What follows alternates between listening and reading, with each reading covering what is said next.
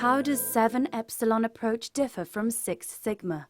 Normally when you define Six Sigma project, you will follow the whole process and you shadow that job right from 1 to n, which you have to do.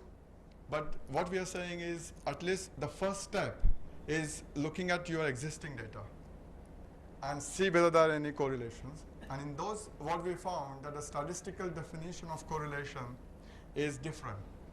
Because if everything is statistically significant and you go into these p-values and the probability values, then the whole thing gets very messy. It's very difficult to justify those p-values. And that's why we are doing is that we are trying to separate from that approach, because just one p-value has got no meaning either. You have to have the number of observations, significance level, you have confidence levels. You come up with 4 or 5 numbers. And in real life, those 4 or 5 numbers are always in the gray area. They are not, right on the bottom end or right on the top end. So how do you make decisions where they are in the gray area? And this is where then we found that instead of playing with numbers, we just come up with this visualization technique, which gives you more confidence in making a decision, especially when things are in gray area.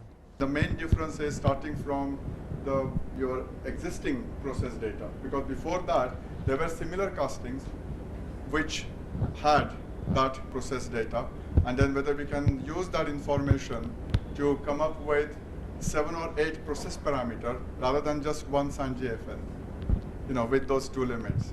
Because there must be, it's not one process parameter, there's many process parameters which contribute.